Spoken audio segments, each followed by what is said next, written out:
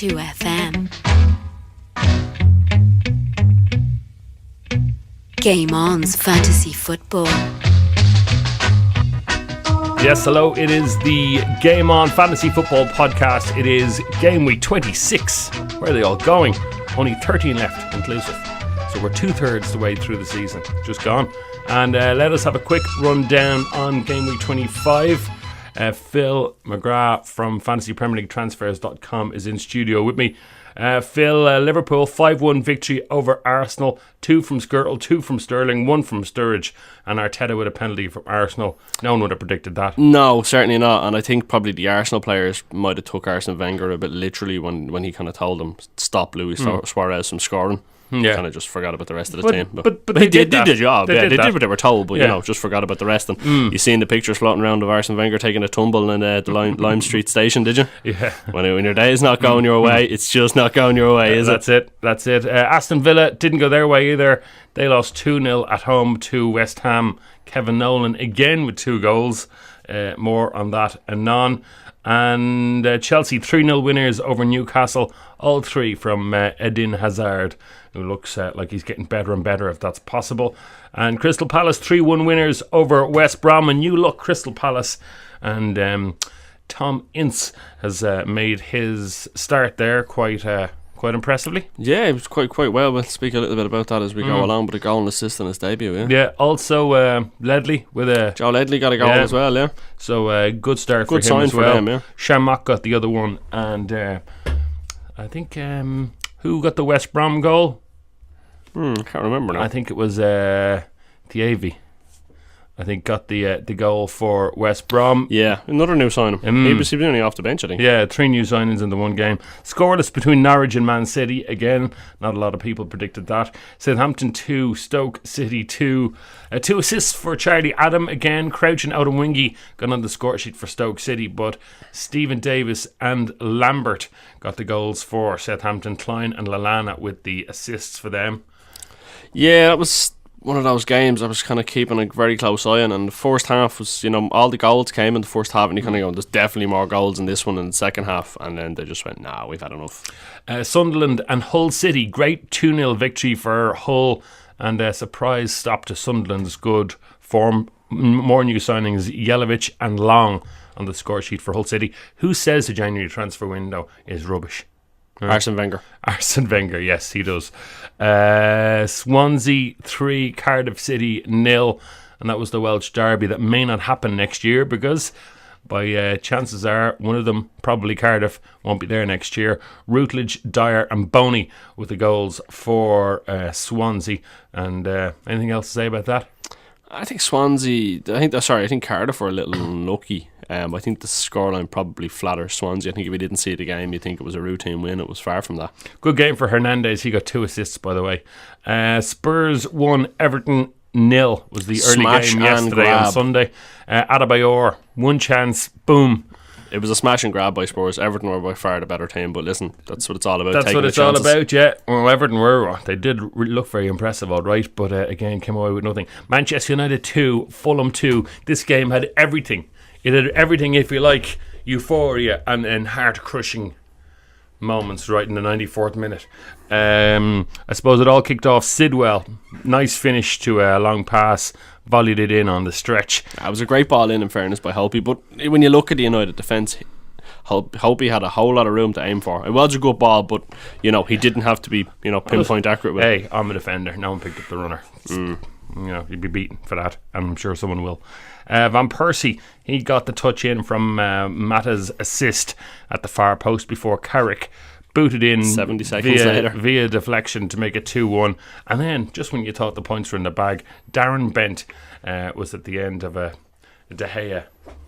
I don't know, it wasn't a punch out, but he could only parry it. In fairness, Richardson took the shot. De Gea parries. You can argue he probably should have got stronger wrists to it, but you're nitpicking. They never should have got in there in the first place. Strong wrists. I wonder what homework you give De Gea for that. Right, next up it is Game Week 26. Alright, Game Week 26, where are you going to start for the 3 focus games? Methinks somewhere unusual. Hull City You like the look of them, don't you? I do actually. Yeah, that's where we'll start. We'll start off with Hull and Southampton. There's plenty to speak about in this one. I mean, looking at their form going into this, Hull have only won one of their last 6, but 1 draw and 4 losses. And Southampton have only got 2 wins in the last 6 with 3 draws and 1 loss. Both sides have a similar goal scoring record, both home and away, obviously, as the fixture goes. So it's Hull have scored 16 and 12 home games, and Southampton have managed 15 and 12 away games. Hull, however, they've only conceded 9 goals at home, which is quite a good record considering their league position. Whereas Southampton have conceded 13 on the road this season, managing 4 clean sheets, and Hull have picked up 6 clean sheets at home this season, which is very, very impressive for a newly promoted side. But I mean, looking at fantasy points for this one, the interesting point that you made earlier on about the transfer window not really working, it seems to have an effect at Hull. They'd failed to score in their previous 4 games before Hull, or before long, and Jelavic came in the January transfer window. And I mean, if you look at the 10 games before the new signings came in, Hull were only managing a chance every 8.1 minutes at home this season, or that's not even at home, sorry, that's in the last 10 game weeks. Up into that, it was 8.1 minutes per chance. However, in the last 2 weeks since Long and Jelavic have come in, they're averaging a chance every 5.5 minutes, so it's had a profound impact on... Almost double. It's had a profound impact on their attacking play, and certainly, I did say it 2 weeks ago to keep an eye on Shane Long. He's now got 2 goals in 3 games. And 5.6, I mean, for your third striker, I mean, I'm thinking of getting rid of Zeko even and bringing Hull in and getting a bit more money for the rest. Yeah, I mean, it's going to free up cash, there's no doubt about it. I mean, whether it's something long term you can look at to keep keep what you did there. Yeah, thank you very much, I'm here all week. It's something to look at, but I mean, fixture wise for Hull, the Southampton at home this week, then they travel to the Cardiff City Stadium before welcoming Newcastle, and then travelling to Upton Park to face West Ham, and then it's Man City in game week 30. So I mean, you're going to get a nice run, 26, 27, 28 and 29, and when you kind of bear in mind the fact that there's a couple of teams not playing in game week 28, so United aren't playing, City aren't playing, Sunderland aren't playing, I'm missing somebody, someone else is out of action as well. You think it's good anyway too? Well, I mean, there's an option there just to keep an eye on that blank that, you know, possibly Shane Long might be a striker, or Nikita Jelavic. Personally, I favour Long. There's no time to be Jelavic. There is no time to be Jelavic. What's your language? It's easy for you to say. So yeah, I mean, there's certainly an opportunity there.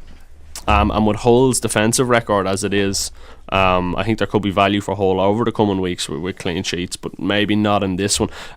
Southampton, they've scored 10 goals in the last 6 games, and they're having a chance every 6 minutes. They look really good up front, don't they? They're looking impressive, there's no doubt about it. Lallana, Rodriguez and Lambert are all playing very, very well, and they're getting the points returns that we would hope to get from them. I mean, Lallana's gone up to 8 million now at this point, and when you think he started the season at 6, it kind of goes to show you the impact he's had. How consistent he's been though since the start of the season. I mean, he hasn't had one little streaky run. He's had a whole season of goodness. He'd a bit of a fall off in around kind of game week 12 up until about game week 17. But I mean, you're going to get that. You're not going to get consistent. Right, I week didn't in have week him out. at that time. No, nor did I. But I mean, over the last 5 weeks, he's picked up 37 points, which is a nice little run.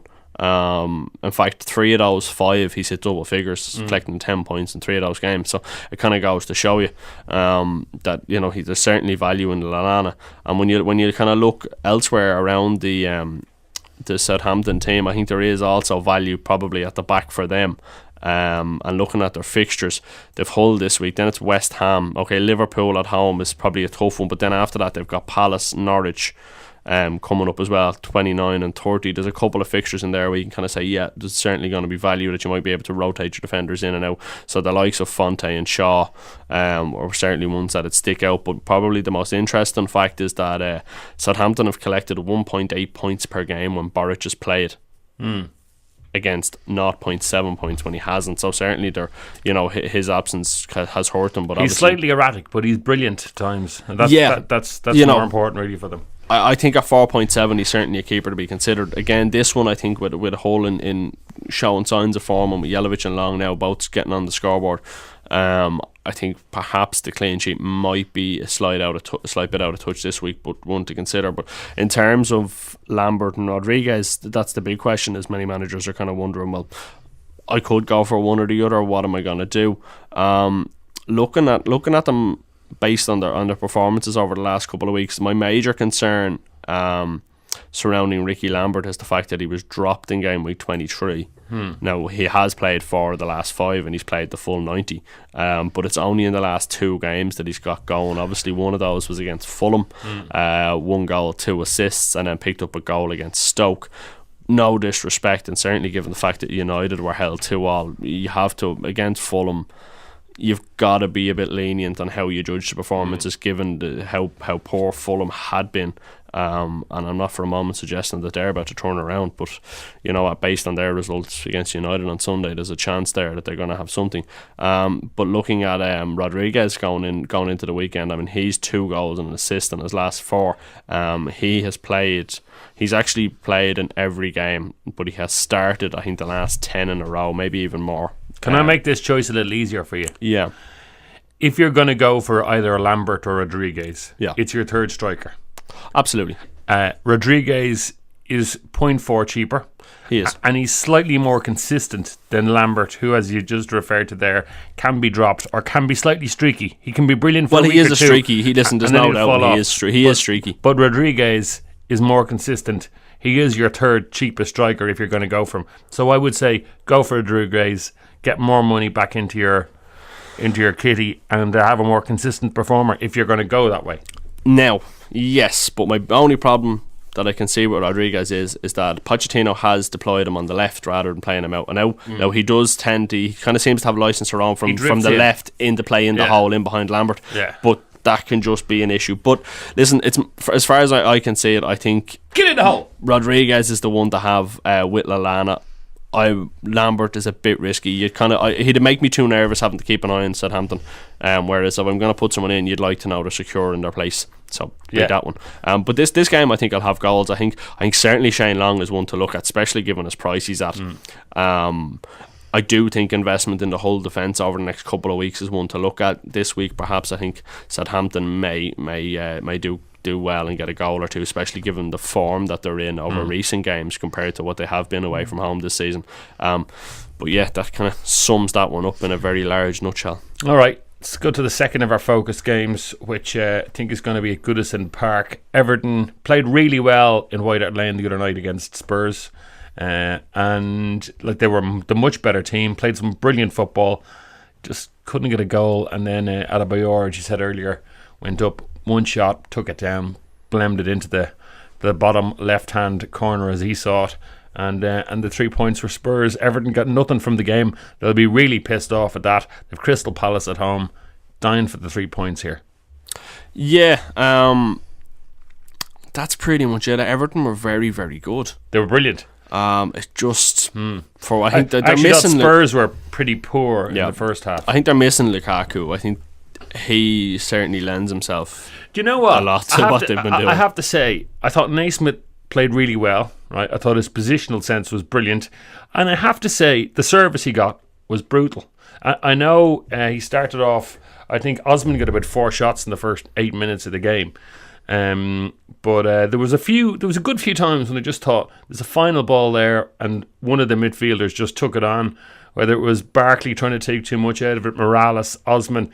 They were lacking a bit of composure, I think, in the final third. There were final balls there that they weren't seeing, and I don't know if it's maybe some people, if Lukaku's there, you might trust him, you might be looking for him more, but the fact that he wasn't there, I think maybe the midfielders were trying to do a bit too much. And I think having Lukaku in there as well certainly leaves you a bit of room for error, because he is that good that if the ball isn't quite on the money, he's able to get himself into position to still get something on it. Two defenders will go to him and he'll still manage to nod the ball down or get it out from under his feet.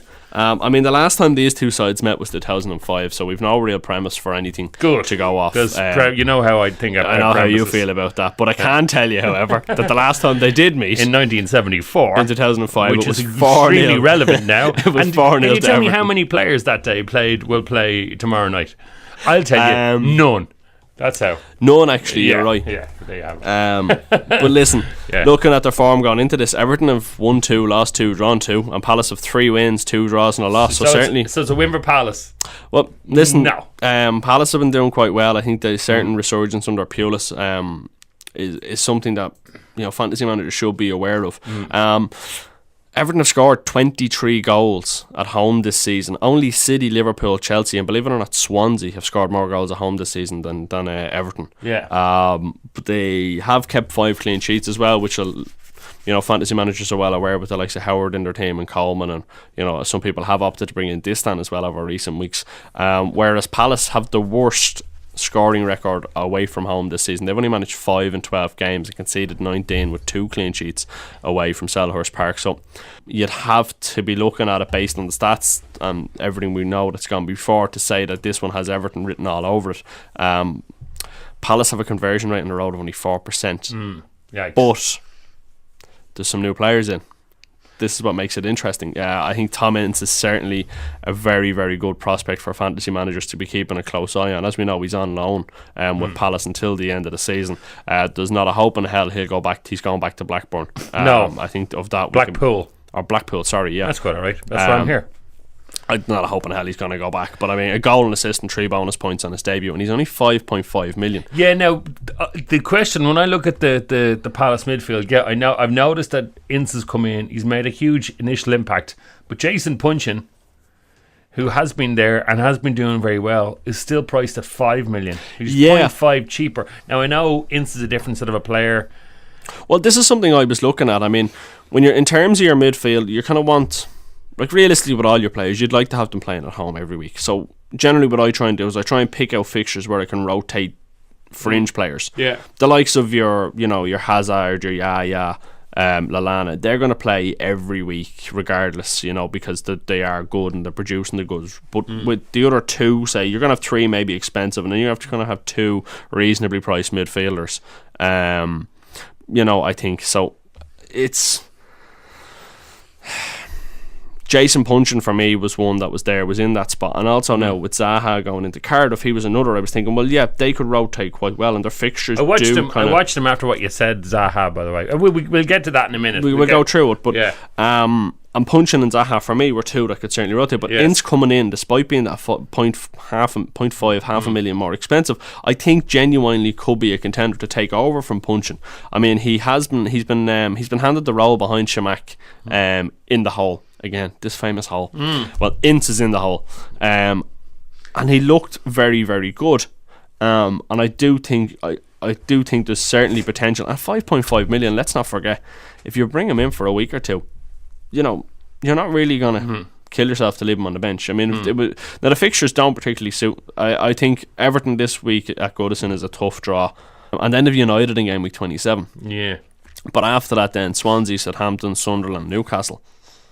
So there's a couple of games, but listen, there's nothing to say. There's no easy games for Crystal Palace. But listen, you'd rip those out. Come here. They'll be challenged. Who would have thought Norwich would have got a draw against City, and who would have thought Fulham would have got a draw against United? So nobody. These are the points I make. But I do think Ince is certainly worth considering. On the Everton side of things, Seamus Coleman is back, which is great news. And he looked brilliant as well as always. He looked very, very good. The other thing worth bearing in mind is that while Lukaku is still out, and we still don't actually know for how long he's going to be out, we haven't got a return date as of yet. But Kevin Morelos has been playing through the centre, with kind of Naismith slightly drifting out to the left and Osman coming in, stepping in behind.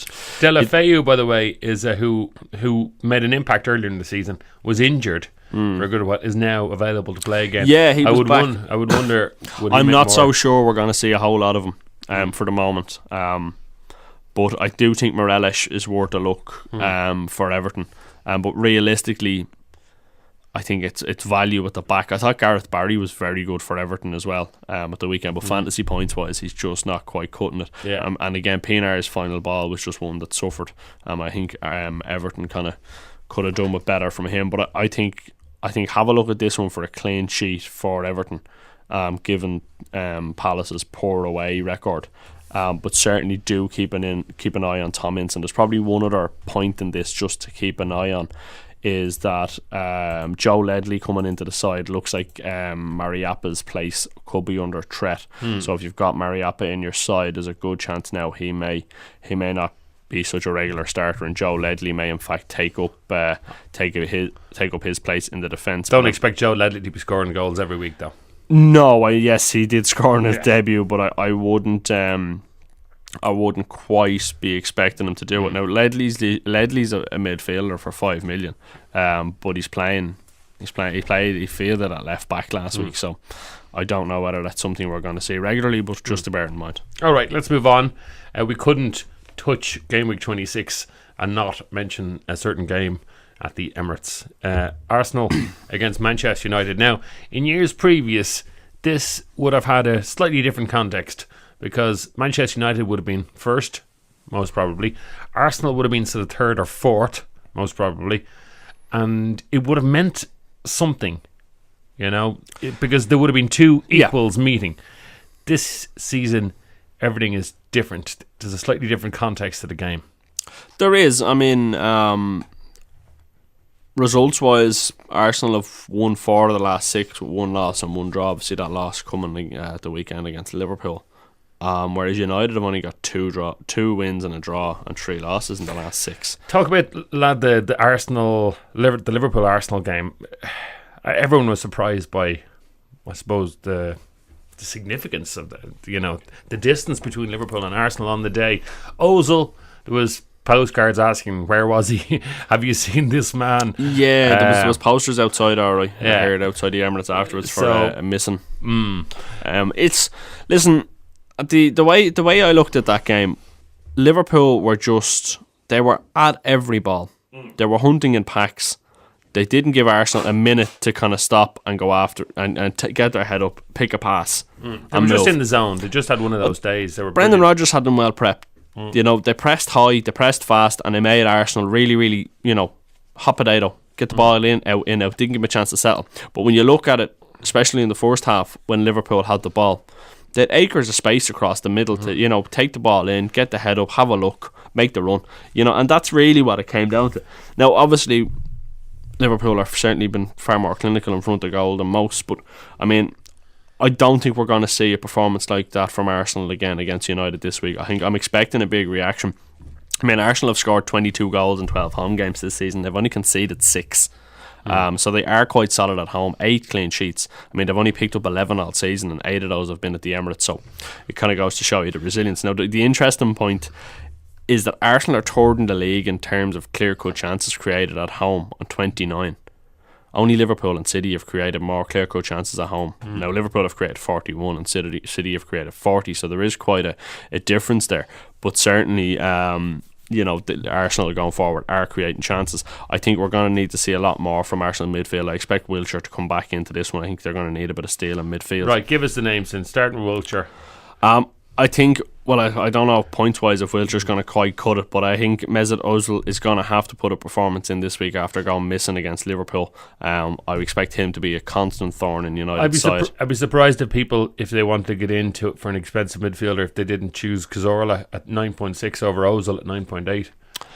And certainly form would suggest that Cazorla has been in better form, and certainly fantasy wise, recently Cazorla has been bringing in better points returns than the former Madrid man. But I just think that having put in such a poor performance last week, I do expect Ozil to be, on the ball, as so to speak, and get in and get amongst it. And Giroud,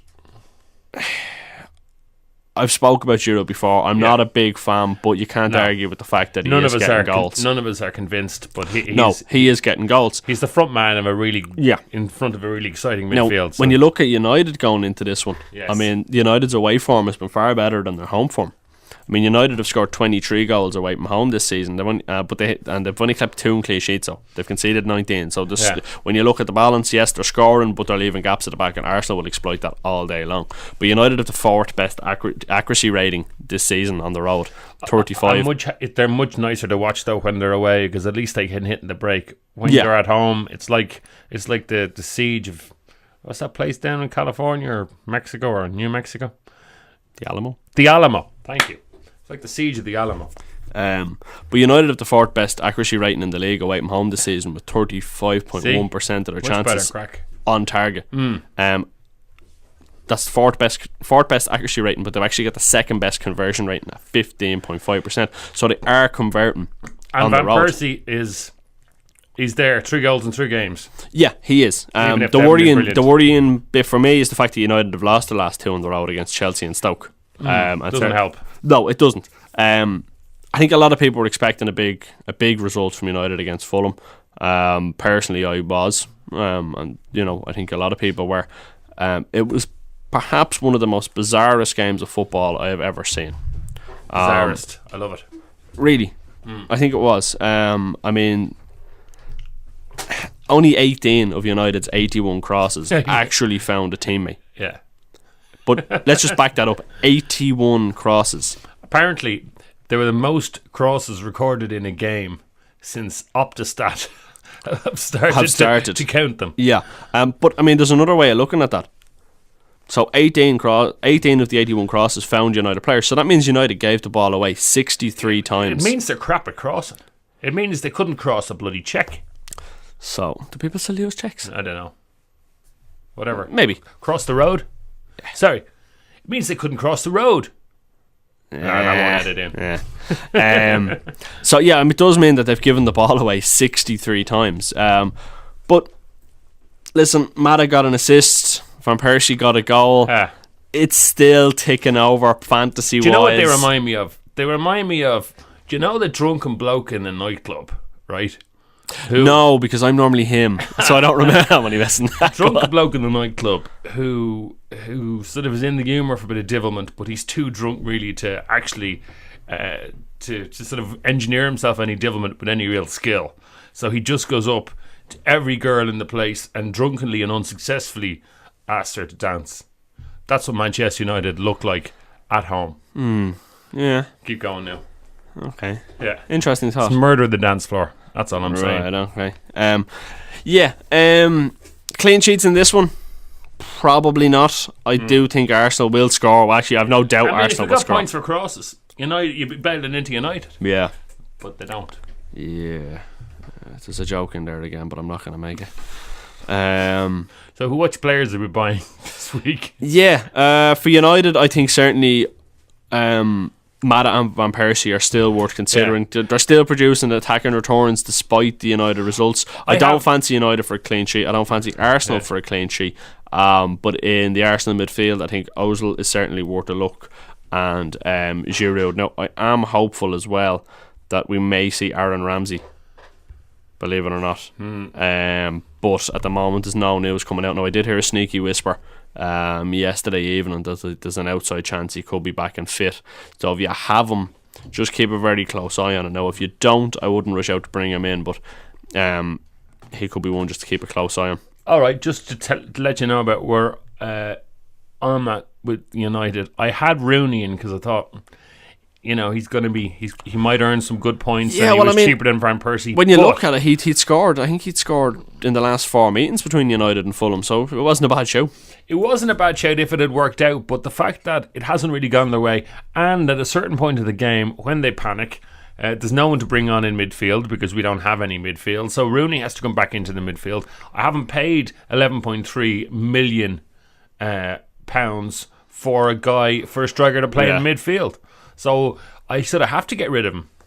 So that choice has been made for me by strategy and the reality that David Moyes faces on a week-to-week basis.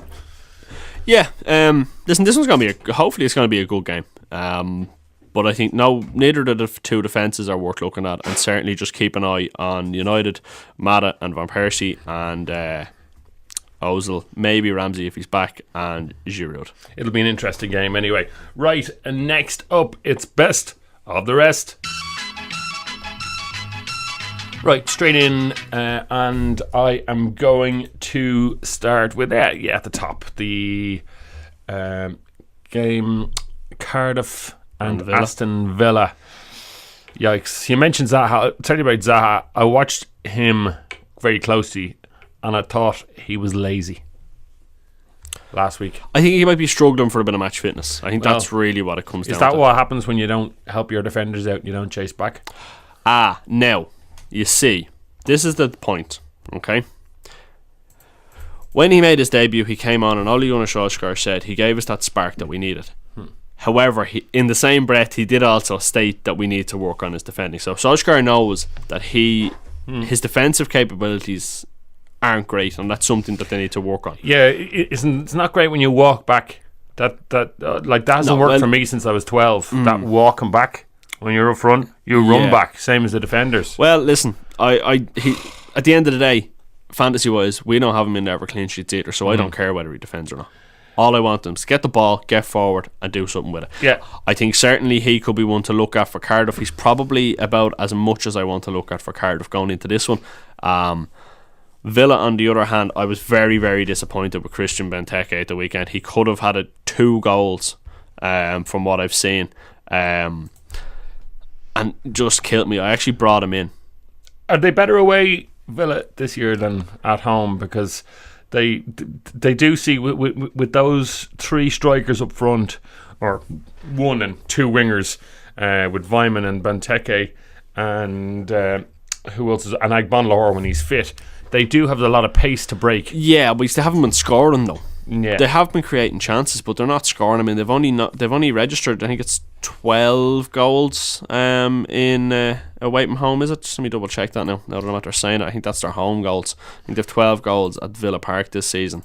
Yeah, away from home they've 15, so they are doing slightly better, but not much. But Benteke, I brought him in.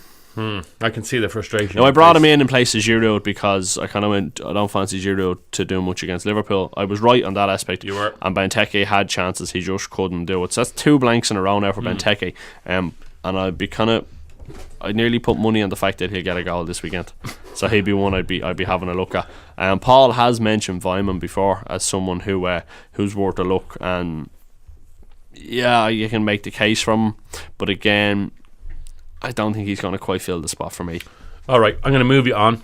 I'm going to move you on to West Ham and Norwich, 2 teams who have been in good form for different reasons. Yeah. Start with West Ham. I'm going to throw 2 players out at you. I know who you're going to throw at me anyway. I'm going to throw, the first one, apart from Kevin Nolan, we'll get there in a second. Before him, in the defence, there is a not so young man who's been there for a good while, James Collins, 4.1. Last 3 games, he's had 7 points against Chelsea, 7 points against Swansea, and now 7 points against Aston Villa. 4.1. That's good value. They are organised in defence, West Ham. Sam, I mean, that's the way they're set up to play. Very tight defence. And now when they get a goal, it all looks good for West Ham. You know? Yeah, listen, they have 4 clean sheets in their last 5 games. And I think that is now 12 clean sheets for the season. So they have the best clean sheet record in the league. I mean, you mentioned it last time that I think it was apart from Arsenal. Yeah, they had the best defense in the league. Yeah, and that's home and away. Yeah, so they're doing quite well defensively.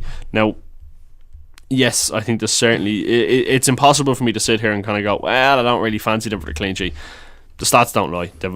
Like I said, they've 12 clean sheets so far this season. And you mentioned the hole. I mean, I think this pod is going to be called the hole because Kevin Nolan, in the absence of his mate. Yeah, well, the Big Sam came out after the game and he kind of said, Kevin Nolan again, 2 goals this week, 2 goals last week, but just goes to show he doesn't need Andy Carroll to score goals.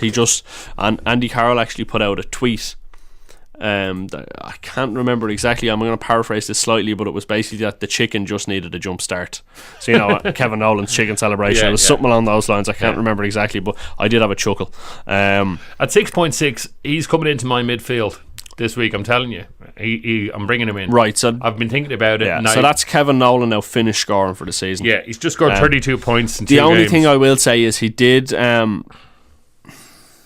He did come off on 67 minutes with a slight groin injury. I don't mind. I'm happy that he's been protected. He did have a slight groin strain. Early reports suggest, so just keep a very close eye on that. 75% chance. I might hold off. Just keep an eye on it. But certainly, I think there's value for West Ham for a clean sheet. Norwich away from home. Norwich have been really poor in an attacking sense. I mean, they defended very well against City and probably they had 1 or 2 chances to win it, and I wouldn't even necessarily say snatch it. I think they could have genuinely gone on and won that game. But they've only picked up 8 goals away from home this season. And when you consider that Cardiff have scored 7 away from home and Palace have scored 5, they've third worst record away from home for goals scored. I thought Hooper's goal was pretty good the other day, the one that was supposed to be offside. Yeah. Well, listen, them's the breaks, Who would you be bringing in? I know we've spoken about defenders in the past for Norwich. Are you still sort of thinking... No, I'm not backing a Norwich defender for this one. I wouldn't be. All right, we're not going near our Norwich then, really. Not particularly, no. Again, like I've said it week on, week out, Hooper is the only one in there that I'd have half a consideration for, but it is just half a consideration. Right, West Brom and Chelsea. Now, let's start briefly with West Brom because it's a very quick conversation. Pepe Mel's come in. No one's particularly impressed with what he's doing initially. Although, I mean, they don't look bad. No, they don't look bad, but it's not great for me. No. I wouldn't really be. Hiya. Hey, how's it going? You're grand. Sorry. You're I'm on at 10:30, is it? You're grand. Sorry. You're grand. No, we're fine. We're nearly done. Yeah, listen, they're getting better, but there's nothing there fantasy-wise for me at the moment that I'd consider. Right. It's certainly not going up against Chelsea. Move on to Chelsea then. Eden Hazard looks a little bit like Lionel Messi at the moment. Get him in. Apart from him, where are we going? I think you could look to Chelsea for a clean sheet this week. I think Ivanovic now has a goal and assist in his last 2 games. 6.1. He'd be probably my one to be looking at this week. So I'd have a look at him and Hazard. And Samuel Eto'o. He's just slightly creeping up there. One to keep an eye on. Yeah, one to keep an eye on. I might be tempted to swap for Benteke to Eto'o this week. Right, Manchester City at home to Sunderland. They need to get the points going again, Manchester City. They do. I brought Zeko in for Adebayor this week. That backfired royally for me. But for City, I think certainly, we know has been thereabouts. Navas is another interesting prospect. I think at 8.3, and he's just kind of started to overtake Silva in terms of fantasy returns. I'd have a look there. Aguero, I don't think we're going to see him back in time for this one. I'd hold on to Zeko if I were you. I have him and I'm going to hold on to him. I think he'll come good quick. Well, it's if he gets game time. I mean, he didn't start. And I knew, in fairness, I did know that going into the weekend there was a chance he could drop him for Negredo, and he did. But listen, or for Jovetic, should I say, with Negredo. He did, but didn't work out for them either. No, not particularly, but I think certainly Yaya or Navas is worth a look this week. And again, I consider City for a clean sheet, but the only one at Sunderland again is the Adam Johnson worth looking at. Okay, and Sunderland look really well organised away from home, but as I said, Johnson the only one. I'd agree with Phil there. Newcastle and Spurs. Newcastle, stay away from them at the moment. Yeah, stay away from Newcastle at the moment. There's not a whole lot going on there. And stay away from Spurs away. Well, you see, Adebayor's record on the road has been very, very good, and I kind of said that not last week, the week before. I think of his 5 previous to the weekend, his 5 away game, 5 goals to come all the way from home. Now this weekend against Everton was his first home goal of the season. Ericsson and Adebayor are probably the 2 worth looking at this week, and you might even look at Tottenham for a clean sheet as well, because Newcastle haven't been creating a whole lot up front, so the likes of Walker or Dawson or is Remy back this week? Remy should be back. Just let me double check that now. Sorry, as far as I know, because he does make a huge difference to the Newcastle front line. And no, he's going to miss this one. It's the week after he'll be back. Okay, so but like when you look at it, I mean, Shola always leading the line for him. Says it all. No disrespect to him, but yeah, disrespect. Stoke City versus Swansea.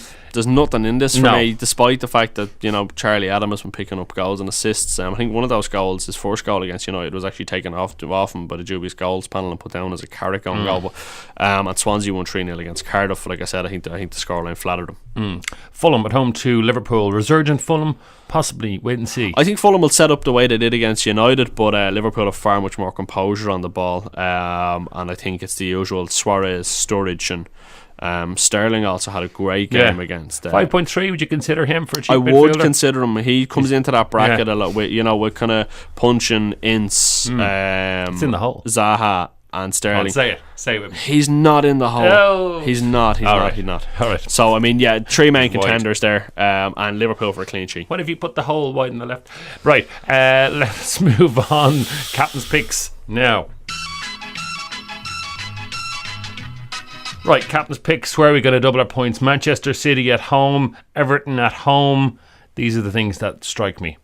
Listen, after Hazard's performance, we did kind of say last week he was one to watch. I think against West Brom, even though it's away from home, we can expect good things from him. He, at the moment, is where I'm hanging my armband. You're right, though. City at home against Sunderland. City have now failed to win the last two, and we'll be looking at them to kind of get going again. So it's a tough call for captain. I think it'll be worth a look because Sunderland are known for their toughness. I think there's going to be plenty of set pieces there.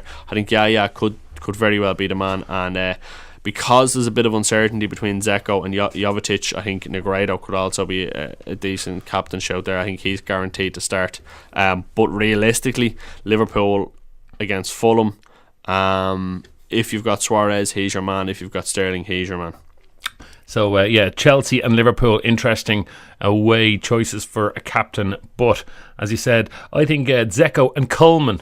I don't usually tip a defender, but I don't usually tip anyone for captain's picks. I'm a little worried about Everton's potential for a clean sheet, given Tom Ince has come in now. I think I'm not worried. I'm not worried.